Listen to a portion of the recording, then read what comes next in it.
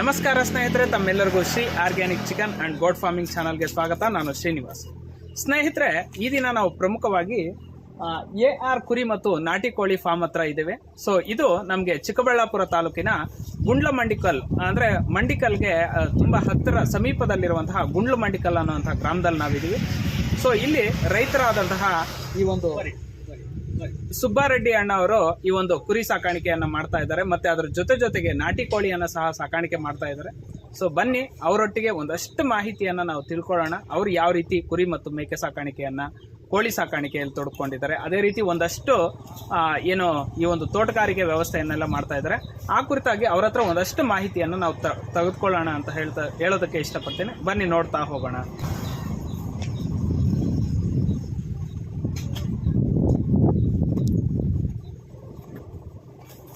ತಾವು ಗಮನಿಸಬಹುದು, ಇಲ್ಲಿ ಹಲವಾರು ಟಗರುಗಳನ್ನು ಸಾಕಾಣಿಕೆ ಮಾಡಿದ್ದಾರೆ. ತುಂಬ ಅಚ್ಚುಕಟ್ಟಾಗಿ ಅವರದ್ದೇ ಆದಂತಹ ಒಂದಷ್ಟು ನಿರ್ದಿಷ್ಟ ಜಾಗದಲ್ಲಿ ಈ ಒಂದು ಅಟ್ಟಣಿಕೆ ಅಥವಾ ಹೈಟೆಕ್ ಶೆಡ್ಡನ್ನು ನಿರ್ಮಾಣ ಮಾಡ್ಕೊಂಡಿದ್ದಾರೆ. ಸರ್, ನಿಮಗೆ ನಮಸ್ಕಾರ. ನಮಸ್ಕಾರ ಸರ್. ಸೊ ನಮ್ಮ ಮುಖ್ಯ ಉದ್ದೇಶ ಏನು ಅಂದರೆ, ಈ ಕುರಿ ಸಾಕಾಣಿಕೆಯನ್ನು ಯಾರೆಲ್ಲ ಮಾಡ್ತಾ ಇದ್ದಾರೆ, ಮೇಕೆ ಸಾಕಾಣಿಕೆಯನ್ನು ಯಾರೆಲ್ಲ ತೊಡ್ಕೊಂಡಿದ್ದಾರೆ, ಮತ್ತೆ ಈ ಒಂದು ನಾಟಿ ಕೋಳಿ ಅಂದರೆ ದೇಸಿ ಕೋಳಿ ಅಂತ ಏನು ಕರಿತೀವಿ, ಹಲವಾರು ಜನ ಇದನ್ನು ಸಾಕಾಣಿಕೆ ಮಾಡ್ತಾ ಇದ್ದಾರೆ ಇವತ್ತು. ಸೊ ತಾವು ತುಂಬಾ ಅಚ್ಚುಕಟ್ಟಾಗಿ ಈ ಒಂದು ಗ್ರಾಮದಲ್ಲಿ ಸಾಕಾಣಿಕೆ ಮಾಡ್ತಾ ಇದ್ದೀರಾ. ಸೊ ಈ ಕುರಿತಾಗಿ ನಮ್ಗೊಂದಷ್ಟು ಮಾಹಿತಿಯನ್ನ ನಮ್ಮ ವೀಕ್ಷಕರಿಗೆ ತಾವು ತಿಳಿಸ್ಕೊಡಕ್ಕೆ ಇಷ್ಟಪಡ್ತೀರಾ? ಇಷ್ಟಪಡ್ತೀನಿ, ಇಲ್ಲ ಅಂತ ಹೇಳಿಲ್ಲ. ಬಟ್ ಏನಂದ್ರೆ ಕುರಿಗಳಿಂದ ಈ ವ್ಯವಸಾಯದಲ್ಲಿ ಏನೋ ಬರ್ತಾ ಇಲ್ಲ. ಲಾಭಾಂಶ ಕಡಿಮೆ ಇದೆ. ಕಡಿಮೆ ಇದೆ. ಅದು ಕೂಲಿಗಳೆಲ್ಲ ಹೆಚ್ಚಾಗಿದೆ. ಇವೆಲ್ಲನು ಏನು ಇದರಿಂದ ಸ್ವಲ್ಪ ಇದಾಗುತ್ತೆ ಅಂತ ಹೇಳಿ, ಫೆಸಿಲಿಟಿ ಚೆನ್ನಾಗಿರುತ್ತೆ ಅಂತ ಹೇಳಿ ಇದು ಮಾಡಿ ನಾವು ಹಾಕೊಂಡಿದ್ದು ನಿಜ. ಇದನ್ನ ನೋಡೋಣ. ಇನ್ನು ಬನ್ನಿ ಸರ್, ಸ್ವಲ್ಪ ಮುಂದಕ್ಕೆ ಬನ್ನಿ. ನೀವು ಈ ಒಂದು ಫಾರ್ಮ್ ಅನ್ನ ಅಂದ್ರೆ ಈ ಹೈಟೆಕ್ ಶೆಡ್ ಅನ್ನ ನಿರ್ಮಾಣ ಮಾಡಿ ಎಷ್ಟು ದಿನ ಆಗಿದೆ? ಇದು ಮಾಡಿ ಒಂದು 6 ತಿಂಗಳಾಗಿದೆ. 6 ತಿಂಗಳಾಗಿದೆ. ಇದೇ ರೀತಿಯಾಗಿ ಕೊಟ್ಟಿಗೆಯನ್ನ ನಿರ್ಮಾಣ ಮಾಡಬೇಕು ಅಂತ ಯಾಕೆ ನಿಮ್ಗೆ ಅನ್ನಿಸ್ತು? ಈಗ ನೆಲದಲ್ಲಿ ಒಂದಷ್ಟು ಜನ ಸಾಕಾಣಿಕೆ ಮಾಡ್ತಾರೆ, ಆದ್ರೆ ನೀವು ಈ ಹೈಟೆಕ್ ಶೆಡ್ ಅನ್ನ ಮಾಡ್ಕೊಂಡಿದ್ರೆ ಯಾಕೆ ಈ ತರ ಆಲೋಚನೆ ಬಂತು? ಅಂದ್ರೆ ಯಾವ್ದೊಂದು ಇರ್ಲಿ ಅಂತ ಹೇಳಿ ಇದು ಮಾಡ್ಕೊಂಡಿದ್ವಿ. ಇಲ್ಲ ಅಂತ ಹೇಳಿಲ್ಲ. ಒಂದನ್ನ ನಂಬ್ಕೊಂಡ್ರೆ ಅಡ್ಜಸ್ಟ್ ಆಗಲ್ಲ. 4 ಕಡೆ ಇದೆ ಸಂಪಾದನೆ ಇದ್ರೆ ರೈತ ಪರವಾಗಿ ಮುಂದಕ್ಕೆ ಬರ್ತಾನೆ ಅಂತ ಹೇಳಿ ಆ ಉದ್ದೇಶದಿಂದ ನಾವು ಇದು ಮಾಡ್ಕೊಂಡಿದ್ವಿ. ಸರಿ. ಸೊ ಈ ರೀತಿ ಈಗ ನೀವು ಮೇಕೆ ಸಾಕಾಣಿಕೆ ಮಾಡ್ಬೋದಿತ್ತು, ಅಥವಾ ಬೇರೆ ಬೇರೆ ರೀತಿಯಾದಂತಹ ಕುರಿಗಳನ್ನ ಸಾಕಾಣಿಕೆ ಮಾಡ್ಬೋದಿತ್ತು. ಇದೇ ಬಣ್ಣದ ಕುರಿಗಳು, ಇದು ಯಾವ ಒಂದು ಬ್ರೀಡ್ ಅಂತ ಹೇಳ್ತೀರಾ? Hybrid sir. ಇದು ಹೈಬ್ರಿಡ್ ಅಂತಾರೆ ಇದನ್ನ. ಕೆಂಗೂರಿನ ಏನು ಇದು? ಅಲ್ಲ, ಕೆಂಗೂರಿ ಅಂತ ಗೊತ್ತಾಗಲ್ಲ ನನಗೆ. ಸರಿ. ಒಟ್ಟಿನಲ್ಲಿ ಒಳ್ಳೆ ಕುರಿ ಅಂತ ಹೇಳಿ ನಾವು ಇದು ಏನೋ ಯಾಕೆ ಇದೇ ತರದ್ದು ತಂದ್ರೆ ಇದು ಬೇಗ ಆಗುತ್ತಾ? ಅಲ್ಲ, ಮಾಂಸ ಚೆನ್ನಾಗಿ ಬರುತ್ತೆ. ಮೇಲೆ ಮಾಂಸದ ಇಳುವರಿ ಚೆನ್ನಾಗುತ್ತೆ. ಕೆಜಿ ಲೆಕ್ಕದಲ್ಲಿ ಚೆನ್ನಾಗಿ ಬರುತ್ತೆ ಅಂತ ಹೇಳಿ. ಅಂದ್ರೆ ಬೇಗ ವೆಯ್ಟ್ ಗೇನ್. ಓಕೆ, ಒಳ್ಳೆ ಉದ್ದೇಶ. ಎಷ್ಟಿದೆ ಈಗ ಸದ್ಯಕ್ಕೆ ತಮ್ಮಲ್ಲಿ ಏನು ಕುರಿಗಳ ಪ್ರಮಾಣ ಎಷ್ಟಿದೆ? ಅಂದ್ರೆ ಈ ಟಗರುಗಳು ಎಷ್ಟು ತಂದಿದ್ದೀರಾ? ಇವಾಗ 12 ಇದೆ. 12 ಇದೆ. ಇನ್ನು ಹೆಚ್ಚಿಸ್ತೀರಾ? ಹೆಚ್ಚಿಸ್ತಾ. ನಿಮ್ಮ ಫಾರ್ಮ್ ಅಲ್ಲಿ ಎಷ್ಟು ಟಗರುಗಳು? 70 ಟಗರುಗಳು. 70. ಸರಿ. ಈ ರೀತಿಯಾಗಿ ನೀವು ಹೈಟೆಕ್ ಶೆಡ್ ಅನ್ನ ಮಾಡ್ಕೊಂಡಿದ್ದೀರಲ್ಲ, ಇದಕ್ಕೆ ಎಷ್ಟು ಕಾಸ್ಟ್ ಎಷ್ಟಾಯ್ತು? ಕಾಸ್ಟ್ 3 lakhs ಆಗಿದೆ ಸರ್. 3 lakhs. ಕಮ್ಮಿ 3 lakhs. ಓಕೆ. ಒಟ್ಟಾರೆಯಾಗಿ ಕೆಳಗಡೆ ಕೋಳಿಗಳು, ಮೇಲೆ ಕುರಿಗಳು ಇರೋದಕ್ಕೆ ಒಟ್ಟಾರೆಯಾಗಿ ನೀವೇನು ಇದ್ರ ಮೇಲೆ ಇನ್ವೆಸ್ಟ್ಮೆಂಟ್ ಮಾಡಿದ್ರ, ಈ ಒಟ್ಟು ಮೊತ್ತ ಸೇರಿ 10,000 ಕಮ್ಮಿ 3 ಲಕ್ಷ ಆಗಿದೆ. 3 ಲಕ್ಷ. ನಿಮ್ಗೆ ವರ್ತ್ ಅನ್ಸುತ್ತಾ? ಪರವಾಗಿಲ್ಲ ಅನ್ಸುತ್ತಾ? ಇನ್ನೂ ಹೋಗ್ಬೇಕು ಸರ್. ಹೌದಾ? ಇನ್ನು ಗೊತ್ತಾಗಲ್ಲ. ಇದು ಹೋಗ್ತಾ ಗೊತ್ತಾಗುತ್ತೆ. ಅದರಲ್ಲಿ ರಿಕವರ್ ಆಗುತ್ತೆ ಅಂತ ಹೇಳಿ ನಾವು ಎಕ್ಸಾಂಪಲ್ ಆಗಿ ಇದು ಮಾಡ್ಕೊಂಡಿದ್ವಿ. ಓಕೆ.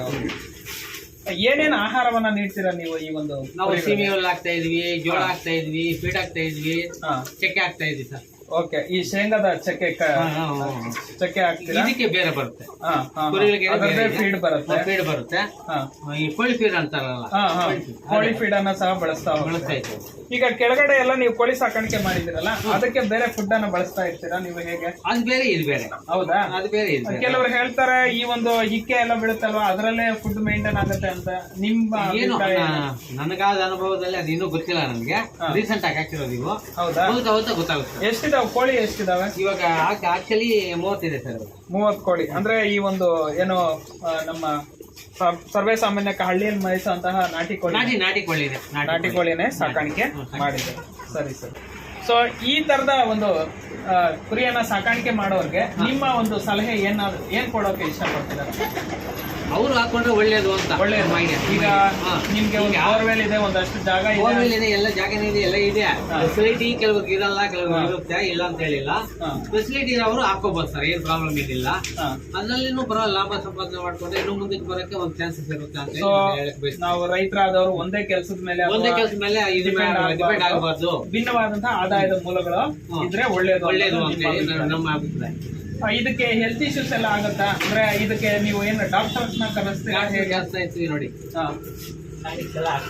ಟಾನಿಕ್ ಗಳನ್ನೆಲ್ಲ ಬಳಸ್ತಾ ಇದನ್ನ ಈ ಟಾನಿಕ್ ಅನ್ನ ಏನಕ್ಕೆ ಬಳಸ್ತೀರಾ ನೀವು? ಕೆಮ್ಮಿಗೆ ಇದಾಗುತ್ತಲ್ಲ, ಈ ಲಿವರ್ಗೆ, ಲಿವರ್ ಪ್ರಾಬ್ಲಮ್, ಜೀರ್ಣಕ್ರಿಯೆ, ಜೀರ್ಣ ಚೆನ್ನಾಗಿ ಎಲ್ಲಕ್ಕೂ ಹೌದಾ? ಇದೇನ್ ಡಾಕ್ಟರ್ ಸಜೆಷನ್ ಮಾಡಿರೋದಾ ಇಲ್ಲ, ಡಾಕ್ಟರ್ ಸಜೆಷನ್ ಮಾಡಿರೋದು? ಸೊ ಯಾವ್ಯಾವ ತರದ ಪ್ರಾಬ್ಲಮ್ ಗಳನ್ನ ಫೇಸ್ ಮಾಡ್ತೀರಾ ನೀವು ಈ ಒಂದು ಕುರಿ ಸಾಕಾಣಿಕೆ? ಸಮಸ್ಯೆಗಳನ್ನ ಎದುರಿಸ್ತೀವಿ ಅನ್ನೋದಾದ್ರೆ ಏನ್ ಸಮಸ್ಯೆಗಳು ಬರುತ್ತೆ? ಸಮಸ್ಯೆಗಳಂದ್ರೆ ಕೆಮ್ಮು ಬರ್ಬೋದು ಅಷ್ಟೇ, ಇನ್ನೇನು ಕೆಮ್ಮಿನ ಸಮಸ್ಯೆ ಆಗ್ತಾ ಇದೆ. ಅಷ್ಟೇ ಬಂದ್ರೆ ಹೌದಾ? ಈ ಲೂಸ್ ಮೋಷನ್, ಬೇರೆ ಏನು ಬರಲ್ಲ. ಅದು ಡಿಪೆಂಡ್ ಅಪಾನ್ ನಾವು ಕೊಡುವಂತಹ ಮೇವು, ಆಹಾರ. ನೀವು ಹಸಿರು ಮೇವನ್ನ ಎಷ್ಟು ಪ್ರಮಾಣದಲ್ಲಿ ಹಸಿರು ಮೇವು ಏನೇನು ಕೊಡ್ತೀರಾ ಸರ್ ನೀವು? ಹಸಿರು ಮೇವು ಸೀಮೇವು ಓನ್ಲಿ. ಸೀಮೇವು ಮಳೆಗಾಲದಲ್ಲಿ ಬೇರೆ ಬೇರೆ ಹುಲ್ಲನ್ನೆಲ್ಲ. ಸರಿ ಸರಿ. ಒಣಮೇವು ಆದ್ರೆ ಏನ್ ಕೊಡ್ತೀರಾ? ಒಣಮೇವು ಅದೇ ರಾಗಿ. ರಾಗಿ ಬಣವೆ ಹಾಕೊಂಡಿದ್ದೀರಾ, ಪ್ಯೂರ್ ರಾಗಿ ಹುಲ್ಲನ್ನ ಕೊಡ್ತೀರಾ. ಅದು ಬಿಟ್ಟು ಇನ್ನೇನು ಕೊಡಲ್ಲ? ಹುರುಳಿ ಒಟ್ಟಂತೆ ಅದಕ್ಕೆಲ್ಲ ಕೊಟ್ರೆ ಎಲ್ಲ ಕೆಮ್ಮು ಬರೋದು ಏನು. ಹೌದಾ? ಪ್ರಾಬ್ಲಮ್ ಬರ್ತದೆ. ಸರಿ ಸರಿ. ಅದೇ ನೀವು ಹೇಳಿದ್ರಲ್ಲಿ ಇವಾಗ ಬೇರೆ ಆಗುತ್ತೆ, ಅದು ಪ್ರಾಬ್ಲಮ್ ಆತರ. ಮತ್ತೆ ಅಡಿಷನಲ್ ಫುಡ್ ಏನ್ ಫೀಡ್ ತರದ ಏನೇನು ಕೊಡ್ತೀರಾ? ಈಗ ಜೋಳ ಕೊಡ್ತೀವಿ ಅಂತ, ಜೋಳ ಕೊಡ್ತಾ ಇದ್ವಿ, ಕೋಲ್ಡ್ ಫೀಡ್ ಕೊಡ್ತಾ ಇದ್ವಿ, ಚಕ್ಕೆ ಕೊಡ್ತೀವಿ ಅಷ್ಟೇ. ಸರ್, ನೀವು ಈ ಒಂದು ಅಟ್ಟಣಿಕೆ ವ್ಯವಸ್ಥೆ ನಿರ್ಮಾಣ ಮಾಡ್ಕೊಂಡಿದ್ರಲ್ಲ, ಎಷ್ಟಕ್ಕೆ ಎಷ್ಟಿದೆ ಸರ್ ಇದು? ಇದು 18ಕ್ಕೆ 24. 18 ಉದ್ದಾನ? 18 ಅಗಲ 18, 24. ಸರಿ ಸರಿ. ಒಟ್ಟಾರೆ 18, 24 ಈ ಒಂದು ಉದ್ದಳತೆಯಲ್ಲಿ ನೀವು ಸುಮಾರು 70 ಕುರಿಗಳನ್ನು ಸಾಕಾಣಿಕೆ ಮಾಡಬಹುದು. ಆಗ್ತಾ ಇದ್ವಿ, ಆಲ್ರೆಡಿ ಆಗ್ತಾ ಇದ್ವಿ. Next week. ಓಕೆ, ತುಂಬಾ ಚೆನ್ನಾಗಿ ಮಾಡ್ಕೊಂಡಿದ್ದೀರಾ ಸರ್. ಈಗ ಬೇಸಿಗೆಯಲ್ಲೆಲ್ಲ ಈ ಶೀಟ್ ಹಾಕಿದಿರಲ್ಲ, ಹೀಟ್ ಹೊಡಿಯಲ್ವಾ? ಇಲ್ಲ, ಹೀಟ್ ಹೊಡಿಯಲ್ಲ, ಫುಲ್ ಇದು. ಹೌದಾ? ನೋಡಿ ಇಷ್ಟು ನೋಡಿ ಬಂದಿದೆ. ಹೌದು ಹೌದು ಹೌದು. ಈ ರೀತಿಯಾಗಿ ಒಂದ್ ವೇಳೆ ಬಂತು ಅನ್ಕೊಳ್ಳಿ, ಗೆರೆ ಹಾಕ್ಬಿಡ್ತೀವಿ, ತೆಂಗಿನ ಗೆರೆ ಏನನ್ನ ಹಾಕ್ತೀವಿ. ಗರಿ ಹಾಕಿದ್ರೆ ಒಳ್ಳೇದು ತಂಪಾಗಿರುತ್ತೆ ಅನ್ನೋದು ನಿಮ್ಮ ಅಭಿಪ್ರಾಯ. ನೀವು ಈಗ ನೀವು ಬ್ರೀಡಿಂಗ್ ಮಾತ್ರ ಮಾಡ್ತೀರಾ ಅಥವಾ ಫ್ಯಾಟ್ನಿಂಗ್ ಗೆ ಮಾತ್ರ ತರ್ತೇವೆ? ಈಗ ಏನು ಗಂಡು ಕುರಿಗಳನ್ನ ತಂದು ಮಾರಾಟ ಮಾಡೋದಾ ಅಥವಾ ಇಲ್ಲ ಗಂಡು ಕುರಿಗಳೇ? ಬ್ರೀಡಿಂಗ್ ಏನಿಲ್ಲ, ಮರಿ ಮಾಡಿಸೋದು ಏನಿಲ್ಲ. ಈಗ ನಿಮ್ ಪ್ರಕಾರ ಈ ತರ ಟಗರ್ ತರೋದ್ ಬೆಸ್ಟ್ ಅಥವಾ ಮರಿ ಮಾಡಿಸಿ ಮಾರಾಟ ಮಾಡೋದು ಬೆಸ್ಟ್? ಅವರ ಅಭಿಪ್ರಾಯ. ಹೌದಾ? ಯಾರಿಗೆ ಯಾವ ತರ ಅಲ್ಲಲ್ಲ, ಇವಾಗ ನಮ್ಮ ಅಭಿಪ್ರಾಯ ಅಂತ ಹೇಳಕ್ಕಾಗಲ್ಲ. ನಾವೇ ಡಿಸಿಷನ್ ತಗೊಂಡ್ರೆ ಅದು ಚೆನ್ನಾಗಿರಲ್ಲ. ಬೇರೆ ಬೇರೆ ಇವಾಗ ನಿಮ್ ಪ್ರಕಾರ, ನಿಮ್ಮ ಈಗ ನೀವು ಇದು ನಮ್ ಪ್ರಕಾರ ಗಂಡು ಇದೆ ತಗೊಂಡ್ರೆ ಒಳ್ಳೇದು. ಎಷ್ಟು ತಿಂಗಳು ಸಾಕ್ತೀರಾ ಸರ್ ನೀವು? ಇದು ನಾನು 2 ತಿಂಗಳು ಅಷ್ಟೇ ಸರ್. 2 ತಿಂಗಳು ಸಾಕಾಣಿಕೆ. 15 ದಿವಸ ಆಯ್ತು ತಂದು, ಇನ್ನು ಕೇವಲ 1.5 ಮಂತ್. ಈಗ ಏನ್ ಬೆಲೆಗೆ ತಂದ್ರಿ ನೀವು? ಏನು ಈ ಒಂದ್ ತಲೆ ಏನ್ ಬಿತ್ತು? ಒಂದ್ ತಲೆ ಬಂದು 6,300 ರೂಪಾಯಿ ಬಿದ್ದಿದೆ ನಮ್ಗೆ. ನೀವು ಎಷ್ಟು ತಿಂಗಳು ಸಾಕ್ತೀರಿ? ತಂದ ಮೇಲೆ 2 ತಿಂಗಳು 6,300 ರೂಪಾಯಿ. 300 ರೂಪಾಯಿ ತಂದಿದ್ದೀವಿ. ಮಾರಾಟ ಮಾಡುವಾಗ ಮಾರಾಟ ಮಾಡೋದು 9-9.5. ಸರಿ, ಒಂದು 3ರಿಂದ 3.5 ಮರಿ ಮೇಲೆ ಮ್ಯಾಕ್ಸಿಮಮ್ 9. 3,000 ತನಕ ಲಾಭ ಬರುತ್ತೆ. ಖರ್ಚು ಎಷ್ಟು ಬೀಳುತ್ತೆ ಸರ್ ನಿಮ್ಗೆ 3 ತಿಂಗಳಲ್ಲಿ?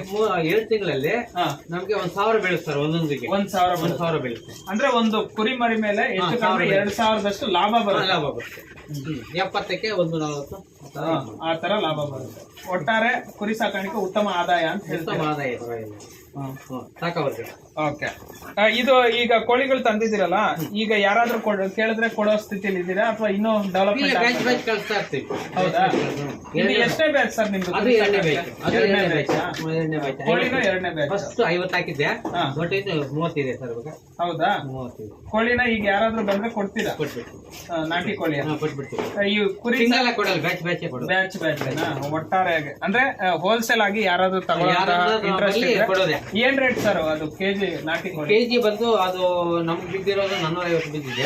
ನಾವು 600 ರೂಪಾಯಿ 550ರಿಂದ 600 ರೂಪಾಯಿ ಒಳಗಡೆ ಮಾರಾಟ ಮಾಡ್ತಾರೆ. ನೋಡಿ, ಯಾರಿಗಾದ್ರೂ ಇಂಟ್ರೆಸ್ಟ್ ಇದ್ರೆ ದಯವಿಟ್ಟು ಇದು ಗುಂಡ್ಲು ಮಂಡಿಕಲ್ ಅನ್ನುವಂತ ಗ್ರಾಮ, ಚಿಕ್ಕಬಳ್ಳಾಪುರ ತಾಲೂಕು, ಮಂಡಿಕಲ್ ನಿಯರ್ ಇದೆ. ಮಂಡಿಕಲ್ ಇಂದ ಒಂದು ಅರ್ಧ ಕಿಲೋಮೀಟರ್, ಮಂಡಿಕಲ್ ಇಂದ ಅರ್ಧ ಕಿಲೋಮೀಟರ್ ಅಷ್ಟು ದೂರದಲ್ಲಿದೆ ಗುಂಡ್ಲು ಮಂಡಿಕಲ್ ಅನ್ನುವಂತ ಗ್ರಾಮ. ಈ ಫಿಲ್ಟರ್ ಮಿಷಿನ್ ನ ಅಪೋಸಿಟ್ ಅಲ್ಲಿ ನೀವು ಈ ಫಾರ್ಮ್ ಅನ್ನ ನೋಡಬಹುದಾಗಿದೆ. ಈ ಫಾರ್ಮ್ ನೇಮ್ ಬಂದು AR ಕುರಿ ಮತ್ತು ನಾಟಿ ಕೋಳಿ ಫಾರ್ಮ್ ಅಂತ. ದಯವಿಟ್ಟು ಯಾರಾದರೂ ಇಂಟ್ರೆಸ್ಟ್ ಇದ್ದಲ್ಲಿ ವಿಸಿಟ್ ಮಾಡಿ. ಸರ್, ನಿಮ್ಗೆ ಈ ಒಂದು ಫಾರ್ಮ್ಗೆ ಯಾರಾದರೂ ಇಂಟ್ರೆಸ್ಟ್ ಇರೋರು ವಿಸಿಟ್ ಮಾಡ್ಬೋದಾ? ಮಾಡ್ಬೋದು ಸರ್, ನೀವು ಸಲಹೆ ಕೊಡ್ತೀರಾ? ಮಾಡ್ಬೋದು. ಈ ಒಂದು ಕುರಿ ಸಾಕಾಣಿಕೆ I will encourage. ಹೌದಾ, ಎನ್ಕರೇಜ್ ಮಾಡ್ತಾರೆ. ತುಂಬಾ ಉತ್ತಮವಾದಂತಹ ಮಾಹಿತಿಯನ್ನು ಕೊಟ್ಟಿದ್ದಾರೆ ನಮ್ಮ ಸುಬ್ಬಾರೆಡ್ಡಿ ಸರ್. ಸೊ ನಿಮ್ಗೆ ಯಾರಿಗಾದ್ರೂ ಕುರಿ ಅಥವಾ ಮೇಕೆ ಸಾಕಾಣಿಕೆ ಬಗ್ಗೆ ಮಾಹಿತಿ ಬೇಕಾದಂತಹ ಸಂದರ್ಭದಲ್ಲಿ, ನಾಟಿ ಕೋಳಿ ಸಾಕಾಣಿಕೆ ಬಗ್ಗೆ ಒಂದಷ್ಟು ಇನ್ಫಾರ್ಮೇಶನ್ ಬೇಕಾದಂಥ ಸಂದರ್ಭದಲ್ಲಿ ದಯವಿಟ್ಟು ಸರ್ ಅವರನ್ನ ಭೇಟಿ ಮಾಡಿ. ಒಂದಷ್ಟು ಉತ್ತಮವಾದಂತಹ ಮಾಹಿತಿಯನ್ನ ಅವ್ರು ಕೊಡೋದಕ್ಕೆ ಸಿದ್ಧರಿದ್ದಾರೆ ಅಂತ ಹೇಳ್ತಾರೆ. ಸೊ ಸರ್, ಇಷ್ಟೆಲ್ಲ ಮಾಹಿತಿ ಕೊಟ್ಟಿದ್ರೆ ನಿಮ್ಗೆ ತುಂಬಾ ಧನ್ಯವಾದಗಳು ಸರ್. ತುಂಬಾ thank you sir. Okay, so ಇದಿಷ್ಟು ಇವತ್ತಿನ ಮಾಹಿತಿ ಆಗಿತ್ತು. ಈ ಎಲ್ಲ ಮಾಹಿತಿ ತಮಗೆ ಉಪಯುಕ್ತ ಅನಿಸಿದರೆ ನಮ್ಮ Shri organic chicken and goat farming ಚಾನಲನ್ನು ಲೈಕ್ ಮಾಡಿ, ಅದೇ ರೀತಿ ತಮ್ಮೆಲ್ಲ ಸ್ನೇಹಿತರಿಗೂ ಶೇರ್ ಮಾಡಿ, ಹಾಗೆ ನಮ್ಮ ಒಂದು ಚಾನಲನ್ನು ಸಬ್ಸ್ಕ್ರೈಬ್ ಮಾಡಿ ಅಂತ ಕೇಳ್ಕೊಳ್ತಾ, ನಿಮ್ಮ ಸಲಹೆಗಳು ಏನಾದರೂ ಇದ್ರೂ ಸಹ ದಯವಿಟ್ಟು ಕಮೆಂಟ್ ಬಾಕ್ಸ್ನಲ್ಲಿ ತಿಳಿಸ್ಕೊಡಿ ಅಂತ ಹೇಳ್ತಾ ಇಲ್ಲಿಗೆ ಈ ಒಂದು ವಿಡಿಯೋವನ್ನು ಮುಗಿಸ್ತಾ ಇದ್ದೀನಿ. ಧನ್ಯವಾದಗಳು, ನಮಸ್ಕಾರ.